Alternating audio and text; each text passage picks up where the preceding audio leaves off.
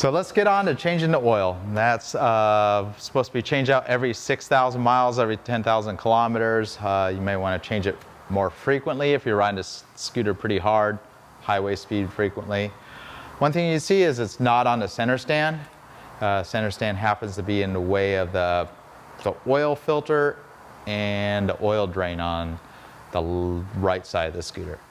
Since I'm on the left side, I'm going to go ahead and pull the oil filter. Not really any order. The oil filter is under pressure, the pressurized system, so you're not going to drain all the engine oil out of the oil filter. Start with a 24 millimeter wrench if you have an early BV350 model. If you have the later one, you're going to need an 8 millimeter socket to pull the 3 bolts that hold the cover. Same idea. These threaded covers were definitely more problematic. They're more prone to leakage. Definitely want to monitor them after you do an oil change and grease up the O-ring, replace the O-ring every time. 2 different O-rings, as I suggested in the intro to this video, based on the year, but get that right on there. Shouldn't be too tight. Sometimes people tend to tighten these up quite a bit. Doesn't need to be that tight. That was quite a bit to break it free. Just unthread the cover, or if you have the bolt-on cover, take the 3 bolts off and it will easily pry right off. So, kind of drain out the cover. You can clean up the cover.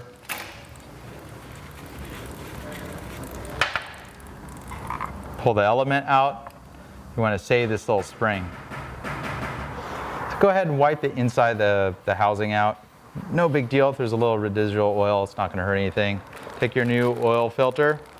It's the original Piaggio part. It's got 2 sides to it. There's the side with the rubber on it and the pressure relief. So the rubber side goes towards the inside of the motor. This little spring here will sometimes snap right into that end. If not, it's no big deal. You can use a little bit of grease to hold in place. So the rubber goes right up against that little cavity in there. Take our cover, clean it off really good. You can clean a solvent tank or with, with some type of spray solvent if you want. Go ahead and remove the O-ring. It's pries right off. Take your new O-ring, put that right on, and be very generous with the grease. I just put it all over the threads, everything. So, like I suggested, these early covers are just problematic sometimes, prone to leaking. So take a little grease. You put the grease to hold the spring in place too, or vice versa. You could even hold it in this side. Yeah. So now the spring's not going out of the way. So go ahead and thread the cover on.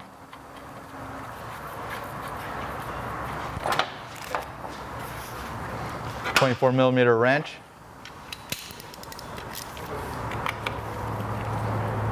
And just carefully thread that all the way until it goes home. That's all you need. Just give it a little snug once it's seated. Wipe it off. We're going to monitor this after we start the bike with the fresh oil in it. So 2 things to know about when you're doing the oil change on the right side. You have the oil fill and dipstick. Pretty straightforward, pulls right out. And make sure that's snug whenever it's in place. Before I even change the oil, I always like to check the oil of a customer's bike just to see how we're looking. So pull the dipstick out, thread it all the way back in. I think I've covered this in some other videos. Pretty much everything is Piaggio. Make sure the scooter's on a level surface and on the center stand, or this is level enough being on the lift here. Just thread it all the way in, then pull it out with the cold engine, and you can see the oil's at the halfway level, so it's safe. There's your minimum, there's your maximum, that's halfway. So no big deal, didn't come in with a dry dipstick, low oil. And it's gonna leave that just partly threaded, because next we're gonna go ahead and drain the oil. I'm gonna need a 8 millimeter Allen, preferably on the end of a ratchet, to get some leverage on it. And this brass plug right here is your oil drain. And just break it free, didn't take much.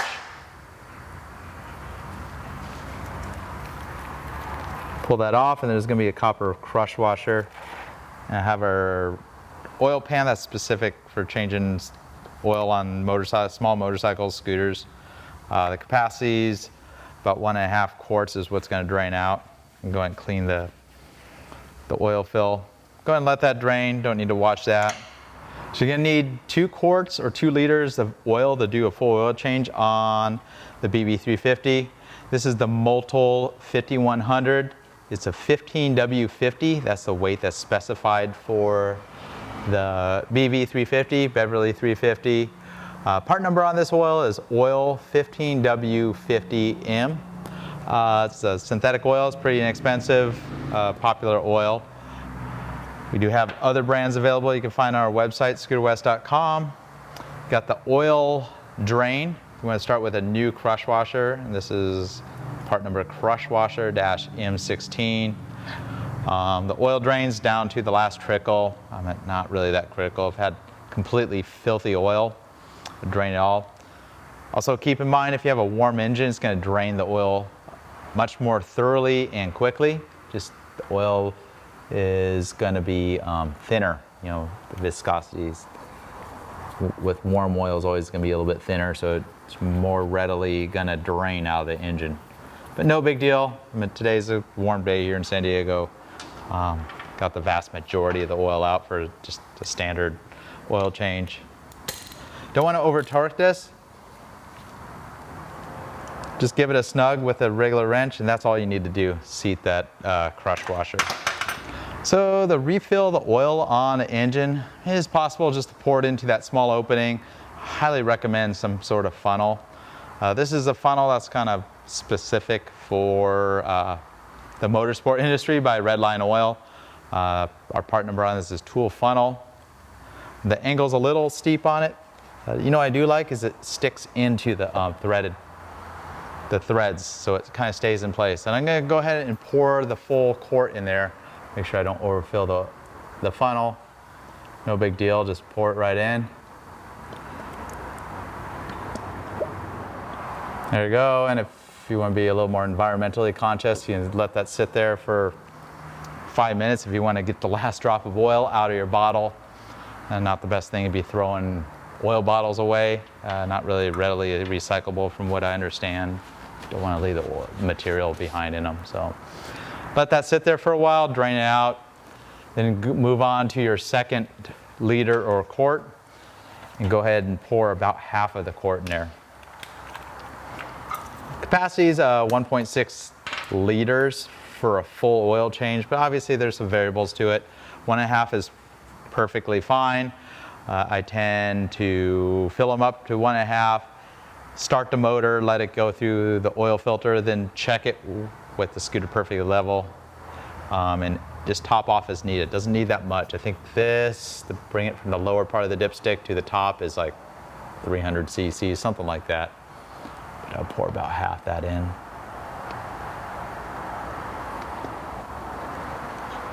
One thing about these bottles, they do have a scale on the side. There we go. Best part about this is this is more than enough to hold over the scooter between your oil change if you need to do a top off. So you have a half liter of oil remaining. And one thing you always notice is when you fill it with the dry oil filter cavity, you'll see that the oil is almost up to the filler. If it's pouring out, you're definitely overfilled. So the last item you're going to change for a 6,000 mile service, or every 6,000 miles, every 10,000 kilometers on the Beverly 350, is the spark plug. So underneath this access cover.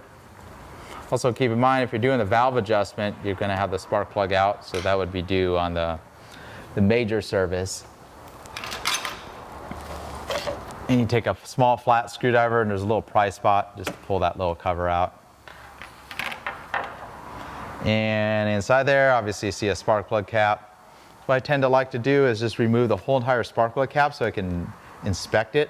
A lot of times you may have problems. Spark plug cap pulls straight off the spark plug. Obviously you can't see what I'm doing in here. Just wiggle it back and forth as you're pulling it straight off. So So that pulls off. And then on the coil up in the front, not much light, but you can see where the lead goes to. Go ahead and pull that boot right off the coil. So once you have those two pulled, you can pull the whole spark plug. So this still looks pretty good. No corrosion in there, no signs of arcing, or there was no running problems. Some of the early ones had spark plug caps that would fail. My own personal BV350 had an extra spark plug cap and spark plug with me just in case. I'd recommend putting a small amount of dielectric grease in both of these cavities before we put it back together. But good idea to check this out. Pretty inexpensive if you need to replace them. One thing with a single cylinder engine, if that fails, you're pretty much stranded.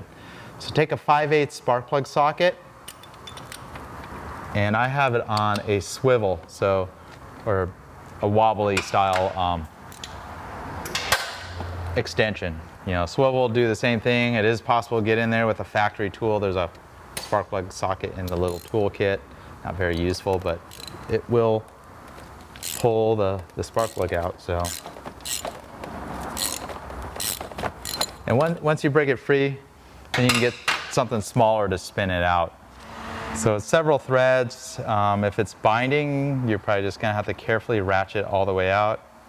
But you can't really see what's going on. I'm just spinning the spark plug out. And that's it. Spark plug's pulled out. It's the NGK CR7 EKB. On this scooter, I just recommend running the same plug. There is Iridium versions of this. Don't want to put any other brands of plugs in there. They don't really work well with a scooter. If you're going to replace that with another CR7 EKB, still looks pretty good. It'll probably still have some service, but you could definitely see some wear on the electrode.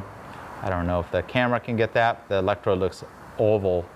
A new electrode would be round and not eroded. So it's essentially the way a spark plug run is worn out on a 4-stroke is the arcs from the ignition system erode the metal away.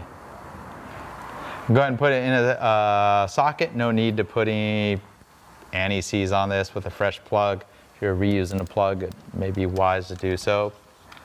Feel your way around. You want to get it started by hand.